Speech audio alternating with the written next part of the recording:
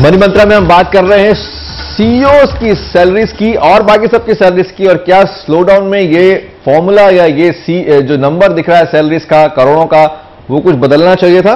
और हम ये बात कर रहे थे कि क्या उस सीईओ को रिवॉर्ड दिया जाएगा जो सीईओ एक बहुत बड़ी कंपनी चलाने के काबिल है, इतने सारे लोगों को, सैकड़ों हजारों लोगों की कंपनी को लीड कर रहा है। कुछ रैनस्टैंड के आंकड़े में यहां कोट कर रहा हूं, जहां पर हम देख रहे हैं कि क्योंकि हम प्रमोटर और प्रोफेशनल्स की बात कर रहे थे, प्रमोटर सीईओ जो हैं वो इंडिया में प्रोफेशनल से कई गुना ज्यादा तनख्वाह पा रहे हैं इनके मुताबिक।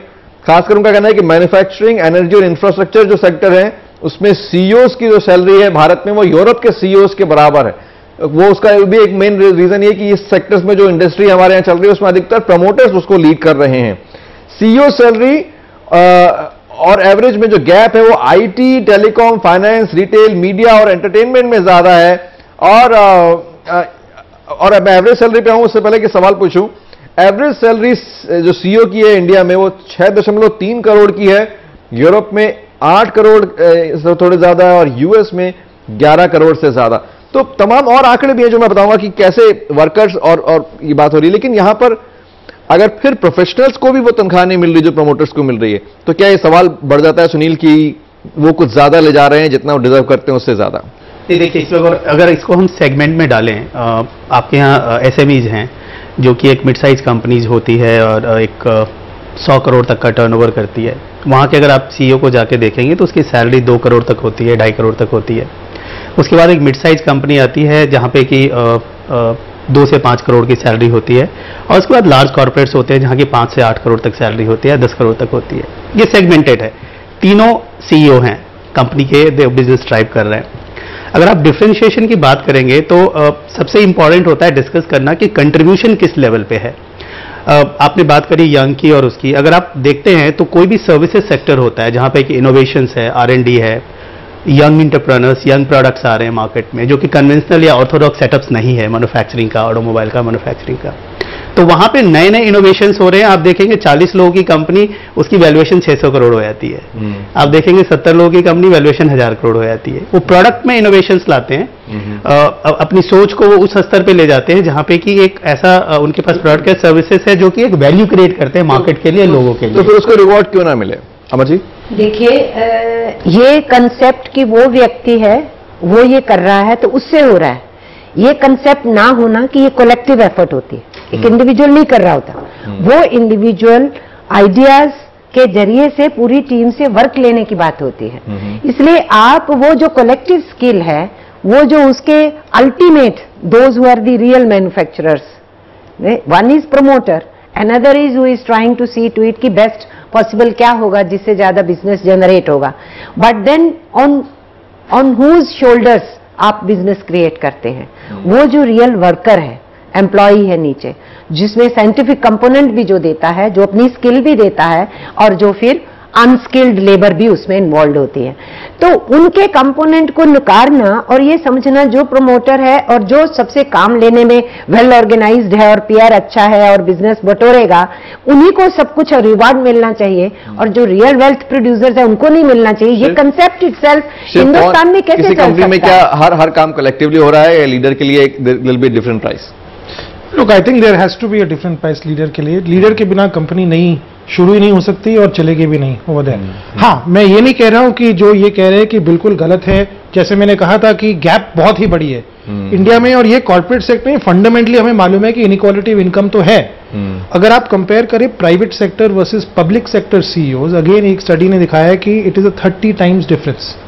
सो आई थिंक अगर 3 करोड़ की एवरेज है फॉर प्राइवेट सेक्टर, 30 लाख की सैलरी है पब्लिक सेक्टर में, और पब्लिक सेक्टर की कंपनी भी बहुत बड़ी है, कॉम्प्लेक्स है। अब हाँ, उनकी मोटिव अलग है। प्राइवेट सेक्टर की motive is a capitalistic economy that they are working towards. So I think certainly leader के लिए प्राइस तो ज्यादा होनी चाहिए। अब 50 करोड़ होनी चाहिए। एक तरह से अगर आप देखें कि अगर हम 10-15 साल पहले जाए, प्रमोटर तभी भी 100 करोड़ 200 करोड़ बना रहे थे। बस ये था कि टैक्समैन को उतना सारा पैसा नहीं मिल रहा था। एक तरह से मेरे को ये अच्छा लगता है कि एटलीस्ट आज क्लीन पैसा बन रहा है कि प्रमोटर कह रहा है ठीक है, मैं ओवर द टेबल में 50 करोड़ ले रहा हूं, मैं टैक्स दे रहा हूं, वो टैक्स से आगे जाके देश की क्या हमें इससे एक प्रेरणा नहीं मिलती कि कोई आदमी उठ सकता है? और बहुत सारे सीईओ जैसे मिलेंगे, चाहे वो नारायण मूर्ति हो, चाहे वो कैप्टन गोपीनाथ हो, कि हम एंटरप्रेन्योरशिप के जरिए ऊपर उठ सकते हैं, रईस बन सकते हैं, पैसा कमा सकते हैं और उसमें कोई बुराई नहीं है। क्या ये एक मैसेज नहीं जाता इससे? देखिए, जिनके आप नाम ले रहे हैं ना, वो आज की सिचुएशन में वो ग्रो नहीं किए, वो ग्रो नहीं किए इतने बड़े बड़े पैकेजेस पे। उन्होंने अपना इनपुट भी दिया है, पहली बात तो ये है। मैं जो ये कहना चाहती हूँ कि हिंदुस्तान के अंदर ये मान लेना कि कॉरपोरेट सेक्टर ईमानदारी से टैक्स दे रहा है, मैं I don't by this argument. क्योंकि हिंदुस्तान में टैक्सेशन पॉलिसी, बाकी चीजों में हम अमेरिका की नकल करना चाहते हैं, इसमें क्यों नहीं करते? हमारे यहाँ ऑलमोस्ट 83% इनडायरेक्ट टैक्स है जो कॉमन मैन देता है, गरीब से गरीब भिखारी भी देता है टैक्स, जो इनडायरेक्ट टैक्स है। लेकिन हमारे यहाँ 17% ही सिर्फ डायरेक्ट टैक्स है। तो कॉरपोरेट सेक्टर को तो टैक्स माफी बहुत ज्यादा जगह पे है, बटोरने को बहुत कुछ है। स्पेशल इकोनॉमिक जोन्स हो या एक्सपोर्ट प्रमोशन जोन्स हैं, टैक्स हॉलीडेज दिए हैं कि नहीं दिए हैं। इसलिए ये मैं मान लूं कि चूंकि उन्होंने ओपन कर दिया तो बहुत सारा टैक्स दे रहे हैं। टैक्स को अवॉइड करने के बहुत सारे तरीके हैं। पब्लिक सेक्टर बैंकों से उठा करके पैसे और फिर उनकी सूद भी नहीं देना और मूल भी नहीं चुकाना, उनको नॉन परफॉर्मिंग एसेट्स कहलाना, बहुत से रास्ते हैं पैसे आर्गुमेंट हुआ कि फेयर है या फेयर नहीं है। लेकिन यहां पर एक taking stock of the situation, Sunil, क्या एक बहुत बड़ा डिफरेंस प्रमोटर और प्रोफेशनल्स में भी है, जबकि प्रोफेशनल्स भी बहुत लीड कर रहे हैं किसी कंपनी को? वो है, वो डिफरेंस है एंड वो वाइडली एक्सेप्टेड है। और क्या उस पर कोई चिंता है, उस पर कोई चर्चा हो रही है? Professionals are asking for more now, और हाउ आर दे डीलिंग? अगर आप मेरा अपना ओपिनियन पूछेंगे इसमें, मैं ये नहीं बोलूंगा कि आप सैलरी पे कैप लगा दीजिए, पर सैलरी को रेगुलेट जरूर कीजिए। यानी किसी को भी अगर आप 35 करोड़ के नंबर पे पहुंचते हैं तो उसका एक लॉजिकल रीजन होना चाहिए कि आप 35 करोड़ पे क्यों पहुंच रहे हैं, और इसका कितना, क्या ये उसी रेशियो में डिवाइडेड है जो उन्होंने बात करी है वर्कर्स से लेके ऊपर तक, या रेशियो का डिफरेंशिएशन बहुत ज्यादा है, ठीक है। तो बट उसके लिए एक पैरामीटर्स है, एक रिवैम्प है, एक रीवर्क है, एक कन्वेंशनल चीज है जो चलती आ रही है पिछले 20-30 सालों से, और वो अपने आप में बढ़ती जा रही है। जैसा शिव ने बताया कि वो कम से कम इतनी ट्रांसपेरेंसी आई है कि आज की डेट में वो 55 करोड़ या 72 करोड़ पे टैक्स दे रहे हैं गवर्नमेंट को, पहले वो भी नहीं देते थे। तो अब वो डायरेक्ट हो या इनडायरेक्ट हो, कुछ तो जा रहा है। हम ये देख रहे हैं कि we are leading towards the right direction. Can professional CEOs or professional business leaders can actually get sympathy of the worker कि हाँ इसको भी कम मिल रहा है, मुझे भी कम मिल रहा है, क्योंकि प्रोमोटर सब कुछ ले जा रहा है। अब आप कम, अब is a relative term. I mean, अगर आप 6 करोड़ को आप कम बताइएगा या ज्यादा, मैं कुछ नहीं बोल रहा उसके बारे में, it is relative over there. I think एक और चीज है fixed and variable salary, right. अगर कोई कंपनी कहता है कि ठीक है, मैं किसी को 50 लाख का मैं फिक्स सैलरी या जो भी अमाउंट 1 करोड़ की मैं फिक्स सैलरी देता हूं, और बैलेंस आप अगर कंपनी को बढ़ाइएगा, विच मीन्स अगर कंपनी बढ़ रहा है, होपफुली वर्कर्स को भी बेनिफिट मिलना चाहिए। अब आज मिल रहा है नहीं मिल रहा है पूरा मैं नहीं कह रहा हूं, मुझे पता नहीं है, बट मैं बोल रहा हूं कि अगर कंपनी की प्रॉफिट डबल होती है, कुछ बेनिफिट तो डेफिनेटली वर्कर्स को जाना चाहिए। प्रिसाइजली वहां पर ट्रांसपेरेंसी नहीं है। जब फैक्ट्री मंदी में होती है, इंडस्ट्री मंदी में होती है, मालिक कहता है आप बर्डन शेयर करो, और मोस्टली ट्रेड यूनियंस तैयार हो जाती हैं कि ठीक है हम वेज नेगोशिएशन डिले करेंगे, हम ये चीज डिले करेंगे, कंपनी की हेल्थ अच्छी होनी चाहिए। लेकिन जब प्रॉफिट होता है, वर्कर्स को कभी नहीं कहते कि तुम्हारे साथ हम प्रॉफिट शेयर करेंगे, वो कभी नहीं होता। अभी जो मैं अगर मारुति सुजुकी का एग्जांपल दूं तो उनका 20% से 11% पे आया। जिस पीरियड में वो वर्कर्स की सैलरीज को रिड्यूस कर रहे थे, उस पीरियड में उन्होंने अपना जो इंक्रीज लिया है वो 400% लिया मैनेजमेंट। हाँ जी, 10 साल में उनका 400% इंक्रीज हुआ, और आप वर्कर्स का 20% से 11% ले आए। वर्कर्स का आपने 5.8% सैलरी इंक्रीज किया। Well, I really wish we had someone from Maruti Suzuki here, but since we don't have, I cannot really. Just one point to support. If you do your research about who is the highest paid professional CEO in India, it happens to be the company she mentioned. Right. So. एक चीज और है, हमारा जो comparison है, I think लोग हम CEO और लेबर दो एक एक्सट्रीम लेवल का कंपैरिजन कर रहे हैं। अगर हम प्रोफेशनल और सीईओ इस दो लेवल पे कंपैरिजन करें, क्योंकि लेबर का एक स्किल्स का एक लिमिटेशंस है, उसका एक स्पेसिफिक स्किल्स है, एक सेट ऑफ कैपेबिलिटीज है जिसमें वो काम करते हैं। उसके लिए हमारे यहाँ रेगुलेशंस है, मिनिमम वेजेस का, टॉप अप वेजेस का, बेनिफिट्स का, जो उनको दिया जाता है। मैं उस पर आर्ग्यूमेंट नहीं कर रहा हूँ कि वो कम है या ज़्यादा है, बट एक प्रोफेशनल है, एक एजुकेटेड प्रोफेशनल है जिसके अंदर विजन्स हैं, स्ट्रैटेजीज है, फोकस है, और फिर दूसरे सेट ऑफ प्रोफेशनल्स हैं। अगर आप वहां देखेंगे तो आज की डेट में सिर्फ मैन्युफैक्चरिंग को, एक मैन्युफैक्चरिंग ऐसा सेक्टर है, अगर उससे थोड़ा आप दूर चले जाएं, आप बैंकिंग में चले जाएं, आईटी में चले जाएं, सर्विसेज में चले जाएं, हर जगह कंपनी स्टॉक ऑप्शंस देती है या बेनिफिट्स देती हैं, जिसको पीएलआई बोलते हैं, परफॉर्मेंस लिंक्ड इंसेंटिव, जो कि कंपनी के परफॉर्मेंस से लिंक होती है, और वो इंक्रीज होता है जैसे जैसे कंपनी का परफॉर्मेंस बढ़ता है। तो हाँ, अगर हम सीईओ और लेबर को कंपेयर करेंगे तो इनजस्टिस लगेगा, बट प्रोफेशनल्स करेंगे तो बात नहीं ही नहीं लगेगा। कर रही मैं, प्रोफेशनल्स की ही बात कर रही हूँ, मैं एम्प्लॉयज की बात कर रही हूँ, हाईली स्किल्ड लेबर की बात कर रही हूँ मैं अनस्किल्ड की तो बात ही नहीं करी, अनऑर्गेनाइज सेक्टर की, जो कॉन्ट्रैक्टराइजेशन में और कैजुअल वर्क में, डेली वेज में जिनसे काम लिया जाए, उनकी मैं बात उनकी कर रही हूँ कि लूट का इतना सिस्टम है कि आप उसी स्किल वाले को एम्प्लॉय करते हो जो रेगुलर है, उसको अगर आप 30,000 दे रहे हो, उसी स्किल वाले को, उतना ही आउटपुट देने वाले को, ज्यादा घंटे काम करने वाले को आप 6,000 रुपए दे रहे हो। वो सेम इंस्टीट्यूट से ट्रेन होकर के निकला है, ये हो रहा है, this is what is happening. ये जो क्राइसिस भी आया ये इसी वजह से आया। सैलरी का कल्चर और ये पूरी व्यवस्था क्या बार्गेनिंग पावर पे जुड़ी हुई है, बार्गेनिंग टर्म्स पे जुड़ी हुई है? तो क्योंकि हमारे साथ एक्सपर्ट्स हम जानेंगे कि क्या बार्गेन कर सकते हैं सैलरी में और क्या नहीं, और ये भी जानेंगे कि क्यों भारत के यंग सीईओ जो हैं उन्हें यूरोप और यूएस से जो वहां के यंग सीईओ हैं उससे ज्यादा तनख्वाह मिल रही है और क्यों बन रही है मनी मंत्रा।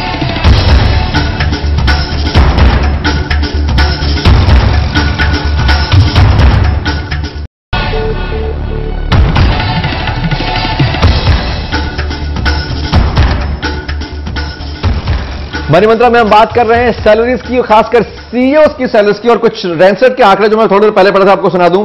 भारत में यंग सीईओ जो हैं उन्हें ज्यादा सैलरी मिलती है यूएस के यंग सीईओ से भी ज्यादा। एवरेज सैलरी जो है भारत में 50 साल से कम उम्र के सीईओ की वो है 7.9 करोड़, यानी करीब करीब 8 करोड़, जो यूएस में 7.3 करोड़ है और यूरोप में 7.8 करोड़।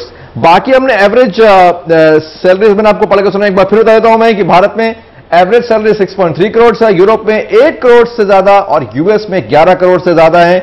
जबकि भारत के ओवरऑल जो सीईओ का अगर रिम्यूनरेशन कंपनसेशन देखा जाए तो वो यूएस के मुकाबले 45% कम है और यूरोप के मुकाबले 21% कम है। यहां बहुत सारे आंकड़े हो गए, समझ में आ रहा है कि भारत के सीईओ को कम पैसा मिलता है यूएस और यूरोप से, लेकिन अगर भारत में कोई यंग सीईओ बन जाए तो उसे यूएस के यंग सीईओ से ज्यादा पैसा मिलता है। शिव, कुछ बताना चाहेंगे? तो yes, I think we have to be clear of the concept of purchasing power parity, right? So I think these are adjusted. These are rents claims, but these are adjusted on PBB. दूसरी है कि I think we have to look at the history of management in India. India में pool of capable CEOs, right? एक होती है operational driven CEOs, जो India में बहुत सारी है। अगर हम business minded professional CEOs के बारे में बात करें, वो pool एक कम है। तो ये वापस वही डिमांड सप्लाई की इशू हो रही है। अगर अब आप 15 साल आप आईएम्स ही थे, राइट? अगर 1000-2000 लोग हर साल निकल रहे थे और आज वो ही सीईओ बन गए, मगर कंपनी जो 10 साल पहले मान लीजिए 2000 कंपनी थी, आज 20,000 कंपनी हो गई। यानी जो डिमांड वो टॉप स्टार्स के लिए है बहुत ही ज्यादा बढ़ी है, और हेंस एक ऑक्शन की तरह शुरू हो जाता है और उसलिए सैलरीज बढ़ती है। कहना है कि कुछ लोग हैं जो कैपेबल हैं और उनके लिए बहुत सारी कंपनीज ट्राई कर रही है, इसलिए उनकी तनख्वाह बढ़ती है, चाहे वो यंग हो तो और भी ज्यादा, ऐसा कुछ सुनील कुछ कहना? ये डेफिनेटली एक टैलेंट वार हो जाता है मार्केट में। एक जो ट्रू सीईओ जो कि बिजनेस थिंकिंग है, एक दो चीज हो रही है। अब एक सीईओ होता है जो कि ऑपरेशनल डे टू डे देख रहा होता है, एक बिजनेस माइंडसेट होता है जो स्ट्रेटेजिस्ट होता है, वो उसकी थिंकिंग है बिजनेस को ड्राइव करने के लिए, विजुअलाइज करता है short term and long term दोनों गोल्स को। उसकी तादाद बहुत कम है अगर नंबर देखें तो, और हर कंपनी चाहे वो छोटी हो या बड़ी हो, जो अवेलेबल टैलेंट है उसको पकड़ना चाहता है कि ये मेरी कंपनी आके चलाए। और उसमें क्या होता है, ये प्राइस एक तरह से जैसे बिडिंग होती है क्रिकेटर्स की, तो बिडिंग की तरह चलता है। और as a individual, as a human mindset, हर इंडिविजुअल को लगता है कि अगर मैं ज्यादा स्टेबल बड़े ग्रुप के साथ और अच्छी तनख्वाह पे ज्यादा क्लियर माइंडसेट में जाऊंगा तो शायद मैं ज्यादा अच्छी तरह परफॉर्म कर पाऊंगा। तो वो एक जो बिडिंग प्रोसेस आप बोल लीजिए, इनडायरेक्ट बिडिंग प्रोसेस जो होता है to catch the right talent, वो एक्चुअली सैलरी को अपलिफ्ट कर देता है। और वो यंग प्रोफेशनल्स के लिए काफी ज्यादा हो गया है।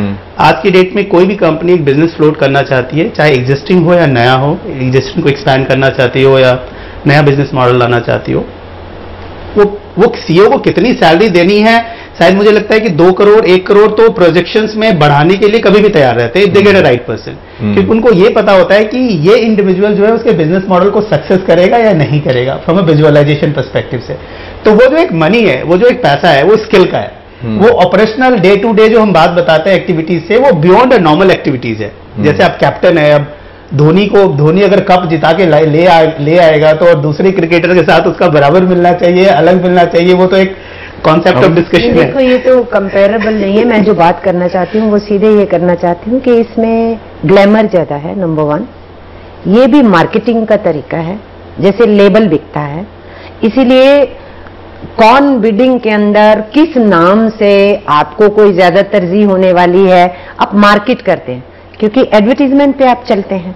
इसलिए मैं नहीं समझती कि बहुत बड़ी स्किल होती है। कितने एक्सपोजर्स हुए हैं, कितने सो कॉल्ड सीईओज के एक्सपोजर्स हुए हैं कि बेईमानियां करी उन्होंने, उनकी असल में कोई प्रोडक्शन एक्टिविटी नहीं करी। वो भी एग्जांपल अगर आपने कुछ स्टडी किया, सवाल यहाँ ये है कि क्या अगर हम कंपनसेशंस को बहुत ज्यादा लिंक कर रहे हैं परफॉर्मेंस से और उसे कंपनी की मार्केटिंग का तरीका बना दे रहे हैं, शिव आप कहना चाहेंगे कि क्या वो एक ऐसे माइंडसेट की तरफ ले जा रहा है जहां पर CEO is more likely to indulge into a fraud, या वो नंबर्स को रीजिक करने में ज्यादा इंटरेस्टेड रहेगा क्योंकि तुरंत कंपनसेशन आने वाला है? जी, और ऐसे उदाहरण हुए हैं दुनिया भर में, हुए हैं, ताजे अभी चल रहे हैं, केसेस चल रहे हैं, लोग जेलों में हैं, अमेरिका में हो रहे हैं, यूरोप में हो रहे हैं, इंडिया में हो रहे हैं, I don't want to name, हो रहे हैं, थिंग्स आर बिफोर। इसलिए ये जो स्किल का फंडा है ना, उसकी वजह से, और बिडिंग हो रहा है उसकी वजह से ये सब भी। लेकिन आप क्या कम करेंगे? आप क्या वहीं कैप कर देंगे? क्या कम सैलरी? कैप नहीं दे, मैं आपसे सवाल, क्योंकि आपने बहुत महत्वपूर्ण बात रखी है, मैं ये जानना चाहता हूं कि क्या सैलरी कैप करके हम फ्रॉड से बच सकते हैं? कोई गारंटी हो सकती है, या फिर हमें कुछ और करना होगा? सैलरी कैप करने से अकेला नहीं होगा। नहीं, cap alone will not help. एक तो है कि there has to be some kind of a system, Shiv और सुनील भी अपने बात को अपने ढंग से रख रहे हैं कि there has to be some kind of system, कि ठीक है, जो प्रमोटर है उसको पैसा मिलना चाहिए, जो पैसा लगा रहा है उसको मिलना चाहिए, जो बिजनेस को आगे बढ़ा रहा है सीईओ उसको मिलना चाहिए। There is no two opinions on it. लेकिन जब आप घाटे में जा रहे हैं तब आप बढ़ते जाएंगे और एम्प्लॉय को फ्रीज कर देंगे नीचे। ये गैप्स जो है इंक्रीज होते चले जा रहे हैं। This is unjustified. तो हमने गैप की बात कर ली, लेकिन गैप की बात अमरजीत हो गई। हम बात यहाँ पे कर रहे हैं कि कैसे ये सिचुएशन अभी चल रही है।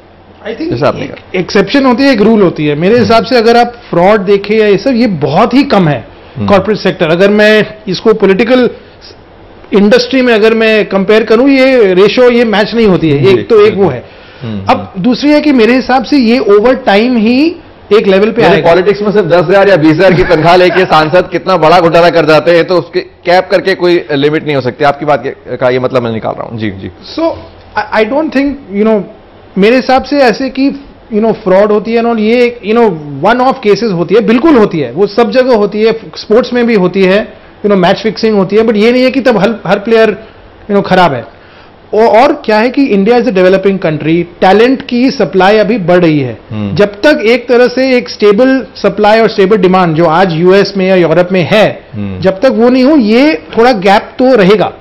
अब हाँ, आज के दिन में जैसे मैंने शुरू में ही कहा था कि अगर 675 टाइम्स की गैप है, वो बहुत ज्यादा है, वर्ल्ड कंपैरिजन में बहुत ज्यादा है, और ये कम होना चाहिए। और अगर कम ये नहीं हुआ तो कहीं ना कहीं वो सोशल रेवोल्यूशन कहिए, कुछ ना कुछ कहिए, वो एक तरफ फ्रॉड की बात, एक तरफ सोशल रिवोल्यूशन तक की बात, और ये सब कुछ सैलरी से समझ में आ रहा है, या कॉम्पनसेशन जो सीईओस को या बिजनेस लीडर्स को मिल रहा है। सुनिए, क्या वल्नरेबिलिटी बढ़ रही है? प्रमोटर्स को या पॉलिसी मेकर्स को सोचना होगा इस बारे में, क्योंकि अगर हमेशा ये ग्रीड के हिसाब से चलता रहा तो क्या कुछ और गड़बड़ हो सकती है?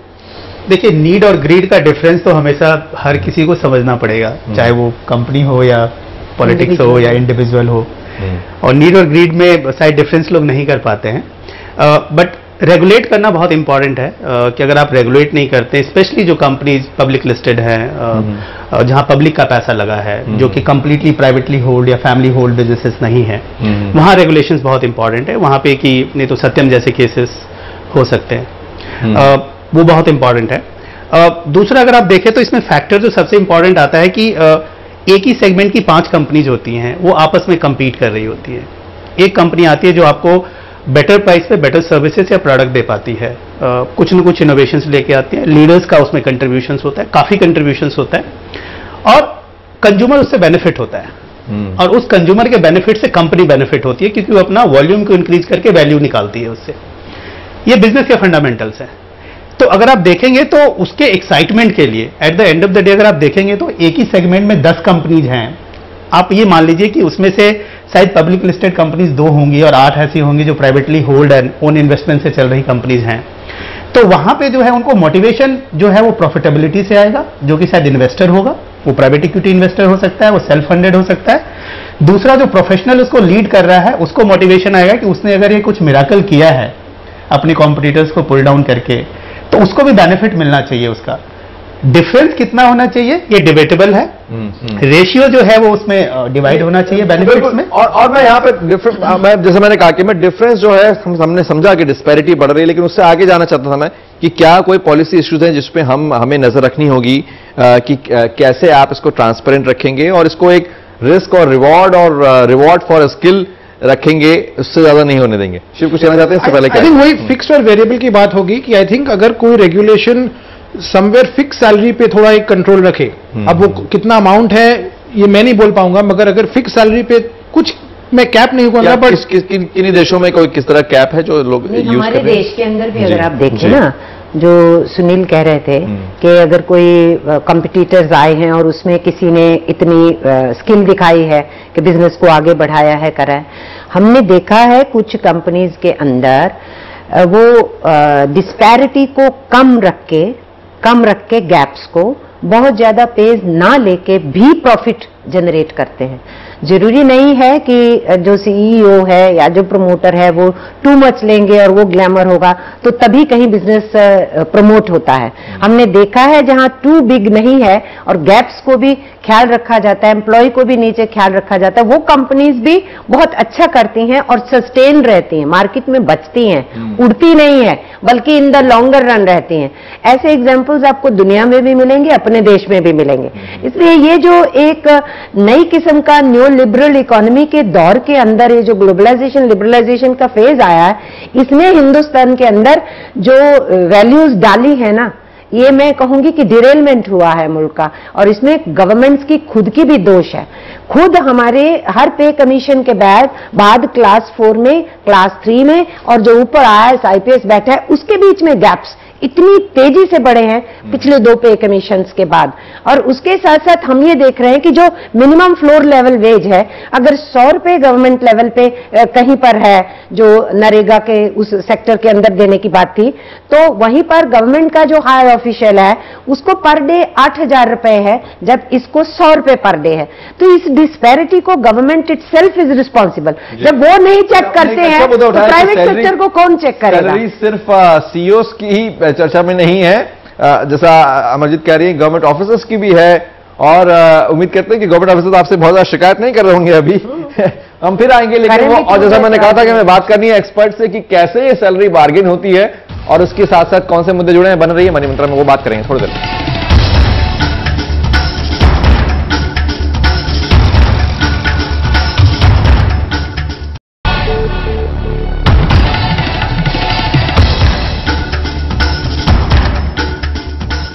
मनी मंत्र में हम बात कर रहे हैं तनख्वाह की, सीईओ और बाकी लोगों की सैलरीज की। और थोड़ी देर पहले हमने देखा, अमरजीत ने मुद्दा उठाया कि कैसे कई कंपनियों के लिए सस्टेनेबल नहीं भी हो सकता है, इंडिविजुअल्स के लिए भी सस्टेनेबल नहीं हो सकता है। क्या आपको लगता है बहुत मोटी तनख्वाह हमेशा एक is not a good business idea for individuals and for promoters? Sunil, आपको क्या कहना है? देखिए, डेफिनेटली अगर आप देखेंगे तो आज की डेट में करंट स्लो डाउन की बात करें या मार्केट में जब स्ट्रेस होता है तो कॉस्ट ऑप्टिमाइजेशन की बात आती है, तो सबसे पहले या तो सैलरी कट होती है या जॉब जाती है। तो जहां पे कि कॉस्ट ऑप्टिमाइजेशन कंपनीज करती हैं अपने एंड पे। दूसरी बात, जब देखें कि सैलरी बढ़ती गई बट कंपनी नहीं परफॉर्म कर रही है, एक तो ये भी तय है कि किसी भी इंडिविजुअल की सैलरी अगर बियॉन्ड ए सर्टेन लेवल चली गई, उसके कैपेबिलिटी से बहुत ज्यादा हो गई है, तो उसको दूसरी जॉब मिलना मुश्किल है, और करेंट कंपनी में जॉब अपनी बचा नहीं सकते वो, ठीक है, अगर कंपनी परफॉर्म नहीं करेगी तो। ये फंडामेंटल ट्रुथ है जो कि कॉर्पोरेट में कोई भी इन्वेस्टर आज की डेट में वैसे कंपनी नहीं चला सकता, अपनी जेब से फंड एक लिमिट तक डाल सकता है, उसके बियॉन्ड नहीं डाल सकता। तो ये बहुत इंपॉर्टेंट होता है। पब्लिक सेक्टर नहीं है, आप सैलरी ले लीजिए, या गवर्नमेंट के एम्प्लॉय नहीं है, चाहे जो भी, आपको एक बार तय हो गया, स्लैब तो मिलता रहेगा। आप कुछ कर रहे हैं नहीं कर रहे हैं, आपको तनख्वाह मिलती जा रही है। यहाँ पे आपको अगर तनख्वाह बढ़ी है या नहीं बढ़ी है, जितनी भी तनख्वाह है उसको जस्टिफाई करते रहना पड़ेगा हर महीने, हर क्वार्टर और हर साल। अगर आप वो नहीं कर रहे हैं तो आपके लिए मुश्किलें काफी है। Shiv, sustainability of the top high salary depends on skill and depends on demand. and also how US economy is doing, because ultimately it's going to affect you. So I think वही है कि I don't think कोई एक one size fits all वाली story है। I think अगर आप, मेरे को अगर लगता है मेरी स्किल बहुत ज्यादा है और ये स्किल बहुत डिमांड में है, तो मेरी सैलरी बढ़ेगी। मगर हाँ, मेरे को ये देखना चाहिए कि किस लेवल तक बढ़ती है। अचानक, जैसे सुनील कह रहे थे कि अगर कंपनी की परफॉर्मेंस कम हो गई तो पहला जो सर कटेगा मेरा ही कटेगा पहले। तो I think there has to be a balance as an individual. लेकिन क्या उसी रिस्क टेकिंग के लिए, क्योंकि सबसे पहले अगर लाइन में आप हैं तो उसके लिए ज्यादा मोटी सैलरी मिलनी चाहिए अमर जी? देखिए, सबसे पहले वो लाइन में नहीं होता, को शायद कोई नहीं निकालेगा, कम सैलरी ले रहा है। नहीं, ये रियलिटी नहीं है। सबसे पहली गाज वर्कर पे ही गिरती है, क्योंकि जो ऊपर बैठा है ना, वो वहां बताता है कि उन्होंने आउटपुट नहीं दिया है। सबसे पहली गाज अभी देखिए, कॉन्ट्रैक्टराइजेशन और आउटसोर्सिंग जो सारा हुआ है, वो सारा हुआ ही इसलिए। अब ज्यादातर कंपनीज के अंदर हार्डली 20%, 10% रेगुलर। नहीं, लेकिन उसमें तो पॉलिसी भी जिम्मेदार है, उसके लिए कुछ लॉज भी जिम्मेदार है। तो नेचुरली उसको भी थोड़ा फ्रीज आएगा, लेकिन इन कंपैरिजन टू एम्प्लॉय कोई उतना बड़ा लॉस नहीं होता है जितना नीचे होता है। मैं आपको बताऊं, आपके पूरे बैंगलोर के अंदर क्या हुआ जब रिसेशन हुई। देखिए, जितने आपके बात करेंगे तो डायरेक्ट या इनडायरेक्ट वो एम्प्लॉयमेंट जनरेट कर रहा है। अब एज ए कंपनी आपका मॉडल हो सकता है कि आप 20 लोगों की कंपनी है और बाकी सारा आपने आउटसोर्स कर रखा है। वो एक बिजनेस मॉडल है, उसमें एम्प्लॉयमेंट डायरेक्ट या इनडायरेक्ट आप जनरेट कर रहे हैं। दूसरी बात जब ये आती है कि सबसे पहले वर्कर्स जाता है, नहीं। अगर कोई भी कंपनी कभी भी कॉस्ट कटिंग करती है तो सबसे पहले एनालिसिस होता है हाई कॉस्ट रिसोर्सेज का, उसकी need with in the system में कि कितनी नीड है और उसका कंट्रीब्यूशन कितना है। क्योंकि उनको भी ये पता है कि एक वाइस प्रेसिडेंट को या एक सीईओ को जो कि नॉन परफॉर्मिंग एनपीए है, वो कंपनी के लिए एनपीए रिसोर्स है, वो नॉन परफॉर्मिंग एसेट रिसोर्स हो गया है, वो उसको करके वो 20 वर्कर्स की नौकरी बचा सकते हैं। तो बैलेंसिंग दोनों जगह होती है। तो हर मैनेजर को यह बोला जाता है कि आप अपने नॉन परफॉर्मिंग रिसोर्स का नाम दीजिए और उसके बेस पे एक लिस्ट बनती है कि इतने रिसोर्स को हम कट डाउन करेंगे। तो वहां पे भी जो असेसमेंट जो हो रहा है जॉब लॉस का या जो भी हो रहा है, वो based on skills and performance ही हो रहा है। तो ये ऐसा जरूरी नहीं है कि जब स्लो डाउन होगा तो सडनली सबसे पहले वर्कर चले जाएंगे, क्योंकि वर्कर शायद 20 वर्कर मिला के एक सीनियर इंडिविजुअल की सैलरी होगी। आप कुछ बेंगलोर का उदाहरण दे रहे हैं? नहीं, मैं उदाहरण दे रही हूँ। जैसे बेंगलोर है, उसमें जब रिसेप्शन का फेज आया तो उस आईटी सेक्टर में उन्होंने क्या किया, किसी भी सीईओ को नहीं निकाला गया था। जितने हाईली ट्रेन्ड सॉफ्टवेयर इंजीनियर्स थे, उन सबको, जो शादी के लिए एक दिन की भी छुट्टी मांगते थे तो कष्ट होता था, 2 दिन की छुट्टी देने को राजी नहीं थे। एक दिन जाओ, शादी करा के आ जाओ, छुट्टी देने को राजी नहीं होते थे। जब रिसेशन की फेज आई, उनको जबरदस्ती, उसका कुछ नाम दिया था, स्पेस्टियन लीव करके कुछ देके उनको जबरदस्ती 2-2 महीने विदाउट पे बिठाया और कहा कि तुम्हें बुला लेंगे जब जरूरत होगी। तो ये तरीके किए गए। आप कह रहे हैं जॉब क्रिएशन नहीं। अगर 20,000 एम्प्लॉय, लेकिन ये अकाउंटेबिलिटी का तरीका है तो उसमें क्या बुराई है? नहीं, देखो, अकाउंटेबिलिटी तो होनी चाहिए, उसकी कोई बुराई नहीं है। लेकिन ये मान लेना कि जब स्लो डाउन है, एम्प्लॉइज पे गाज नहीं मिलती या प्रोफेशनल्स पे नीचे गाज नहीं गिरती है, वो ट्रू नहीं है। हमने प्रैक्टिकली देखा क्या हुआ। अगर आज ओबामा कह रहे हैं कि हम आउटसोर्सिंग बंद कर देंगे, तो बीपीओज के बंद होने में सबसे पहले कौन लूज करना शुरू किया? बात साफ है शिव। तो अगर स्लो डाउन में ये होती है, अगर जब इकोनॉमी इज गुड, एम्प्लॉइज भी एक दिन नोटिस दे के निकल जाते हैं ना, तब क्या होता है कंपनीज का? तब हम लोग नहीं पूछते हैं कि employees were they fair in living like this, वो प्रोजेक्ट को छोड़ के बीच में चले गए, बिना कुछ बोले। तो हर 3 महीने में वो 2 साल में 4 कंपनियां बदल चुकी हैं। अगर एट्रिशन आप देखें तो वो हो जाती है कि ठीक है, अगर आप एक दिन में जा सकते हैं तो मैं भी आपको एक दिन में निकाल सकता हूं।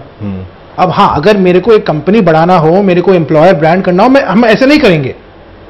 मैं भी करूंगा, ठीक है। तो बिल्कुल बहुत और आपके जॉब के एग्रीमेंट्स में ऑलरेडी होता है। और अगर मैं तुम्हें निकाल दूं तो इतनी इजाजत से बहुत सारे लोगों को एक्सपर्ट्स का, क्योंकि वो हमारे साथ मौजूद है, फायदा दिलवाना चाहता था मैं, जिसकी बात कर रहा था कि हाउ आर यू बार्गेनिंग और how are you demanding the right price for your skills, दोनों तरह से।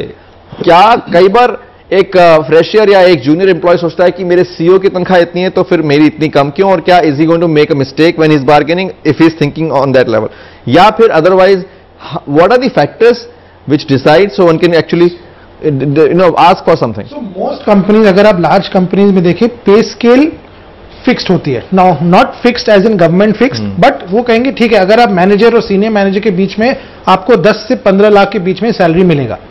अगर आज आपकी सैलरी 8 लाख है, मैं कोशिश करूंगा मैं आपको कम से कम 9-10 लाख में आपको ले आऊं। अगर आपकी आज की सैलरी 12 है, मैं आपको 10 पे नहीं ला पाऊंगा, क्योंकि आप नहीं आएंगे। तो एक तो इट इज मोस्ट कंपनीज में, एस्टैब्लिश कंपनीज में एक पे स्केल होती है। अब mid size companies again employ देखता है कि ठीक है, आज मेरे पास एक जॉब है, मेरे को मान लीजिए 10 लाख मिल रहा है, हो सके मेरी रिस्क ज्यादा है ये छोटी कंपनी में जाने के लिए, तो मैं ज्यादा बार्गेन करूंगा, मैं 15 लाख लूंगा। मेरे अगर मैं बड़ी कंपनी में जाऊं, ये मेरे लिए स्टेबल जॉब है, तो मेरे लिए ठीक है, अगर 10% भी इंक्रीमेंट अगर मिल गया, ये मेरे लिए ठीक है। तो यानी सिर्फ एक नंबर सैलरी का इंपॉर्टेंट नहीं है, साथ में आपने जरा बताया कि स्टेबल कंपनी है या नहीं, वो चीजें भी देखनी होगी एक एम्प्लॉय को, जब चाहे वो सीईओ हो चाहे ना हो, वो जब वो अपनी तनख्वाह तय करते। सबसे इंपॉर्टेंट इसमें ये होता है कि आप अपने स्किल का फिटमेंट देखते हैं कि कहाँ आपकी स्किल्स जो है वो मैक्सिमम यूटिलाइज होगी, आपका कंट्रीब्यूशन कितना रहेगा। अगर हम निश स्किल्स को निकाल दें, जो कि निश स्किल्स हमेशा प्रीमियम पेड होता है, मार्केट से 50% 70% ज्यादा कोई भी कंपनी लेती है, क्योंकि वो नंबर ऑफ रिक्वायरमेंट कम होती है। तो एक प्रोफेशनल को या इंडिविजुअल को सबसे इंपॉर्टेंट होता है कि वो ये देखे उनकी फिटमेंट कहाँ है, जो उनकी लर्निंग रही है। हमेशा एक प्रोफेशनल क्रॉस द इंडस्ट्री नहीं जा सकता, क्रॉस द फंक्शंस नहीं जा सकता। तो एक तो उसको इंडस्ट्री में रहना है और स्पेसिफिक टू फंक्शन रहना है। तो इंपॉर्टेंट होता है कि आप कंपनी का राइट सिलेक्शन कीजिए अपने लिए, और अपने स्किल्स को ग्रूम करके उसको एग्जीक्यूट कीजिए। डेमोन्स्ट्रेशन ऑफ स्किल्स, जब आप इंटरव्यूज में जाते हैं, जब आप बात करते हैं, और उस लेवल पे डिस्कस कीजिए कि आप कंपनी के लिए क्या डिफरेंस क्रिएट कर सकते हैं, क्या क्या पैरामीटर्स हैं, क्या क्या चैलेंज आते हैं इस फंक्शन में, और उस फंक्शंस को आप कैसे हैंडल करेंगे।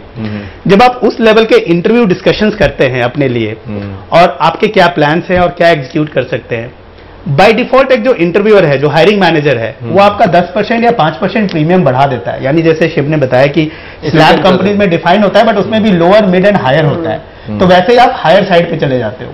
वो एक बहुत इंपॉर्टेंट फैक्टर होता है कि आप अपने स्किल को एग्जीक्यूट कीजिए, राइट कंपनी का सिलेक्शन कीजिए, और राइट पोजीशंस के लिए अप्लाई कीजिए। हर जॉब के लिए तैयार मत हो जाइए, वो भी बहुत जरूरी होता है कि आप देखिए कहाँ पे आप कंट्रीब्यूट कर सकते हैं। इन सब बातों के साथ आप लोग जो कह रहे हैं, सस्टेनेबिलिटी रिमेन्स द कीवर्ड। क्या ट्रेड यूनियंस जो कभी कभी इसलिए बदनाम हो जाती हैं कि वो उन्हें भड़का रही हैं वर्कर्स को, क्या वहां भी कोई एक डिसेंट तरीका, एक निगोशिएबल तरीका निकाला जा सकता है कि उन्हें अपनी मेहनत का सही वेजेस मिल सकें? वहां भी क्या इस तरह की निगोशिएशन हो सकती है? क्या आप सिखाती हैं उन लोगों को? देखिए, जहां तक पब्लिक सेक्टर का सवाल है, जहां तक गवर्नमेंट सेक्टर का सवाल है, तो उसमें ऑलरेडी मैकेनिज्म बना हुआ है, जिसमें बाईपार्टाइट, ट्राईपार्टाइट नेगोशिएशंस होती हैं। उन नेगोशिएशंस के जरिए से वेज सेटलमेंट होता है, एक सिस्टम बना हुआ है, बेयरेंस अलाउंस होता है। जैसे ही महंगाई बढ़ी, अभी कल ही अखबार में आपने पढ़ा कि 7% उनका डीए बढ़ाया गया, लेकिन 95% जो वर्कर है वो अनऑर्गेनाइज्ड सेक्टर में है, या अब ऑर्गेनाइज्ड सेक्टर में भी वो कॉन्ट्रैक्ट पे या आउटसोर्स्ड है।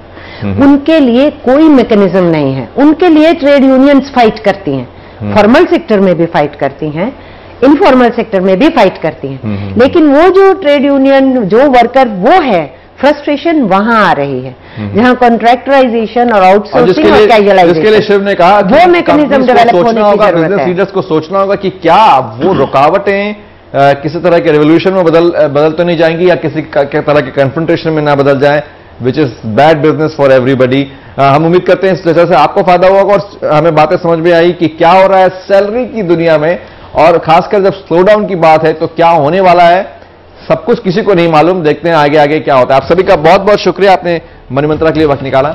आज मनी मंत्रा में इतना ही।